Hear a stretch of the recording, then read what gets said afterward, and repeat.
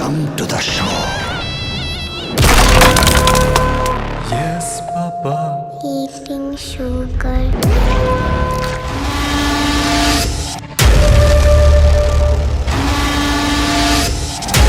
কি ব্যাপার আঙ্কেল, এত চেক আউট করতেছেন কেন?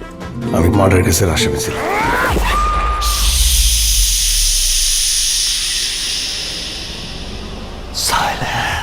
সালটা 2025। বছর শুরুর 2 মাসে মুক্তি পায় 8 ছবি। তবে সিনেপাড়া জমজমাট হয় মার্চে রোজার ঈদ ঘিরে। 6 সিনেমা নিয়ে প্রেক্ষাগৃহে হাজির হন শাকিব খান, নিশো, সিয়াম, মোশাররফ করিমের মতো তারকারা।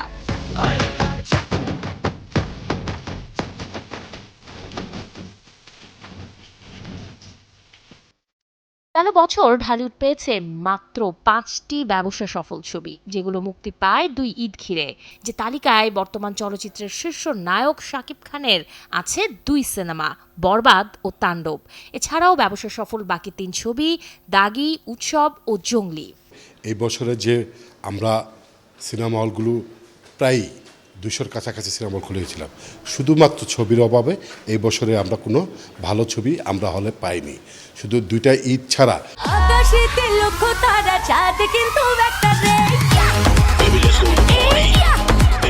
সঠিক মাত্রার কার্বন কম্বিনেশন বৃদ্ধি করে পাইপের ডাক্টিলিটি ও হেভি লোড নেয়ার ক্ষমতা। Falcon MS pipe. 2025-এর গোটা বছর জুড়ে মুক্তি পায় 46 ছবি, যার বেশিরভাগই সিনেমা হলে দর্শক টানতে হয়েছে ব্যর্থ। ইনসাফ, নীলচক্র, এশা মার্ডার, কর্মফলের মতো কিছু ছবি আলোচনায় থাকলেও কম পেয়েছে দর্শক। আমরা আপনার দেখতে পেয়েছি এবার যে ছবিগুলি রিলিজ হয়েছে, ম্যাক্সিমাম ছবিগুলি হল মালিকরা লস করেছে এবং সিনেপ্লেসগুলো চলেই নেই। আমরা চাইবো যে ভালো ভালো ছবি হোক। ঈদের সময় 200 সিনেমা হল খোলার পরও বারবার সিনেমা হলগুলি বন্ধ হয়ে যাচ্ছে। সরকারের কাছে আবেদন জানাবো এই আপৎকালীন সময়ের জন্য যাতে উপমহাদেশীয় সিনেমাগুলি উন্মুক্ত করে দিয়ে এই সিনেমা হলগুলি বাঁচতে সাহায্য করে। গেল বছরের শুরুটাই যেমন আশার আলো দেখেনি বাংলা চলচ্চিত্র, তেমনি শেষ পর্যন্তও যেন ব্যর্থতার গল্পই ছিল 2025-এর ঢালিউডে। এতে যেন আবারও প্রমাণ হলো ঈদ কেন্দ্রিক হয়ে গেছে দেশের সিনে ইন্ডাস্ট্রি। এবছর সর্বমোট ছবি রিলিজ পেয়েছে 42টা, যেটার মধ্যে 4টা অরিজিনাল ছবি, বাকিগুলি হচ্ছে টেলিফিল্ম। এই টেলিফিল্ম দিয়ে সিনেমা হল চালানো সম্ভব না। ঠিক, আর এই টেলিফিল্মগুলি সিনেমা হলে রিলিজ দেয় একমাত্র সিনেমা খেতাব নেওয়ার জন্য, এরপর এগুলি ওটিটি প্ল্যাটফর্মে সেল করে দেয়। পিছনে না তাকিয়ে যে বছর চলে গেছে এর মধ্যে আমরা তাকাবো না, সামনের দিকে আগাতে চাই যে নতুন বছরে নতুন নতুন ছবি দেখ এবং হলগুলো একের পর এক খুলুক।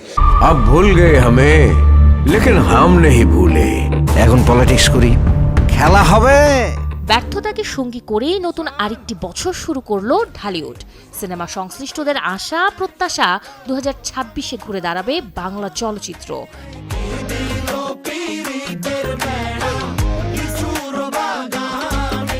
শাহরিন জেবিন, চ্যানেল 24।